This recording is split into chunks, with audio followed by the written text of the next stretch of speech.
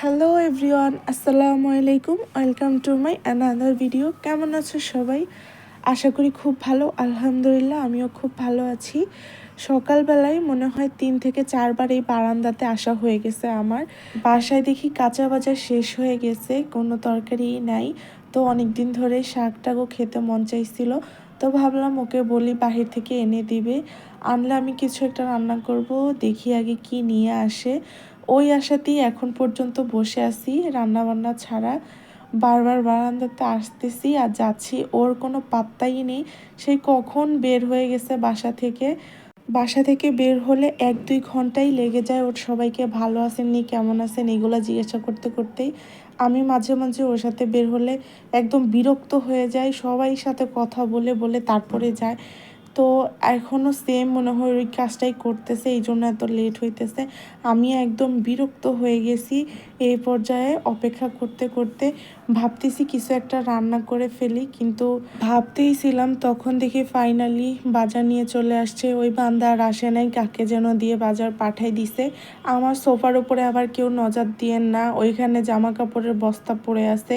গতকালকের ঝড় তুফান থেকে বেঁচে যাওয়া জামা কাপড়গুলাই এখানে বস্তা গাঁটটি মানে গোল করে রেখে দিছি আমি।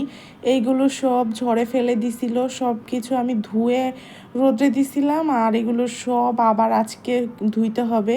মানে একদম বালু গিজি গিজি করে ফেলছিল ঝড়ে বাতাসে নিচে ফেলে দিয়ে। তো দেখি আজকে কি মাছ নিয়ে আসছে আর কি এখন আবার। তো মাছ আনছে, গেছিল কাঁচা বাজার আনতে, তো নিয়ে আসছে মাছ। আর এই মাছ দেখে আমার পুরা 440 ডিগ্রি জ্বর উঠে গেছে শরীরে। মাছ নিয়ে আসছে চিংড়ি মাছ। এই মাছগুলো কয়েকদিন আগে আমি বলছিলাম যে আনার জন্য, এগুলো দিয়ে তরকারি রান্না করলে খুব মজা লাগে খেতে। আর রুই মাছ নিয়ে আসছে, ভাগ্যি সেগুলোকে ছোট করে কাটে আনছে। এত তাড়া, মানে 3-4 টুকরা করে নিয়ে আসছে। মনে হয় ভিড় ছিল অনেক নাকি, আমি জানি না। আর বাসায় এসে তারপরে এখন আবার এগুলোকে আমার মানে পিস পিস করতে হবে। আর এই যে মাছটা নিয়ে আসছে, যেটার কথা বলছিলাম আমার 400 ডিগ্রি জ্বর উঠে যায় এই মাছটা দেখলে। এই মাছ নিয়ে এক কাহিনী আমার সাথে হয়েছে। আমার জামাইয়ের সাথে আমার কথা কাটাকাটি হয়েছিল, ওকে পাঠিয়েছিলাম বাজারে মাছ আনতে। তখন গিয়ে আমার জন্য এই পুঁটি মাছ নিয়ে আসছে। তাও এই সাইজগুলো খুব বড় বড়, হাতে ধরতে পারি। ওইগুলো ছিল একদম ছোট ছোট, তাও আবার অল্প স্বল্প আনে নাই, 1 কেজি পুঁটি মাছ নিয়ে আসছে। সাথে আরও ছোট ছোট কি মাছ জানি ছিল, শোল মাছও ছিল। ওইগুলো নিয়ে আসছে, ওইগুলো কাটতে কাটতে প্রায় 3-4 ঘন্টা লেগে যাবে, তাও আবার আমি একা একা। আমাকে কাটতে দিছে, আমার পুরো চোখে মুখে নাকে মানে কান্না করতে করতে আমার অবস্থা পুরো খারাপ হয়ে গেছিল ওই দিন। আমার জামাই কান্না দেখে ওই দিন বলতেছে, তুমি বিদায়ের সময়ও তো এত কান্না করো নাই, হাসতে হাসতে আইসা পড়ছো, আর এখন আইসা এই পুঁটি মাছ দেখে এত কান্নাকাটি। মানে কি একটা অবস্থা হয়ে গেছিল আমার, কাটতে কাটতে পুরো মানে মাছ একদিক দিয়ে পচে যাচ্ছে, আরেক দিক দিয়ে আমি হাতেগুলো ধরতেও পারতেছিলাম না, এত ছোট ছোট ছিল।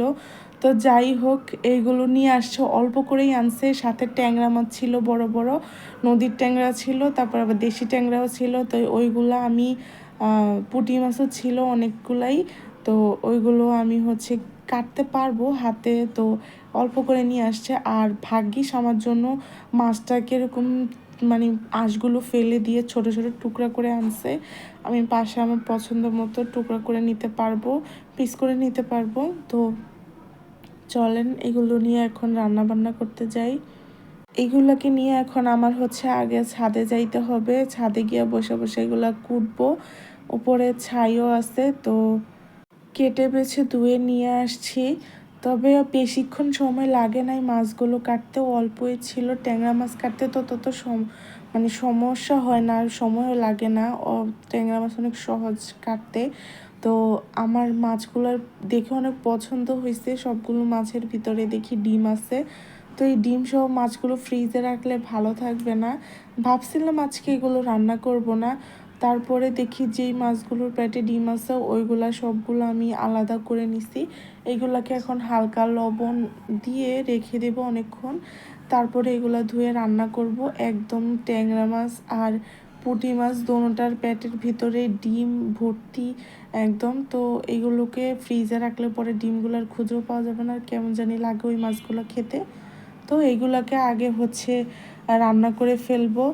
তো লবণ মাখিয়ে রেখে দিলাম একটা সাইডে। তারপরে এখন যাচ্ছি হচ্ছে রান্না করতে, সাথে ঢেঁড়স নিয়ে আসছে।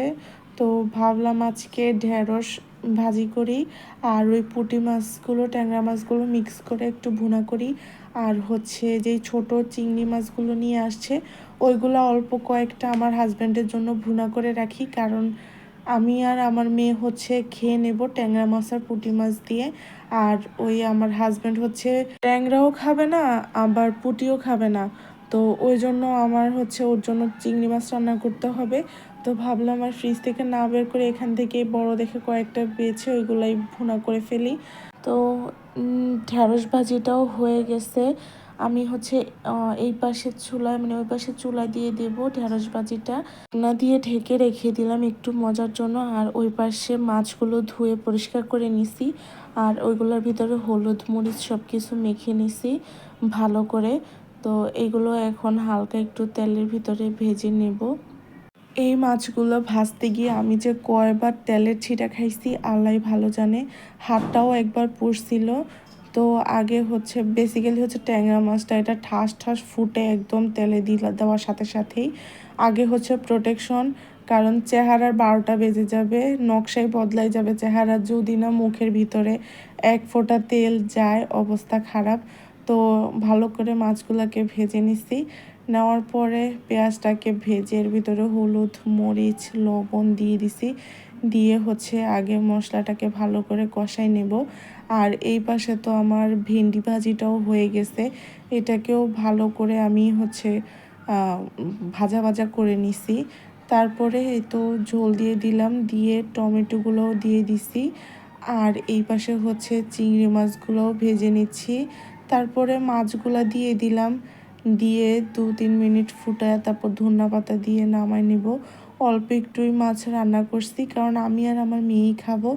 তো মাছটাও হয়ে গেছে, তারপরে চিংড়ি মাছটাও ভুনা করে নিলাম।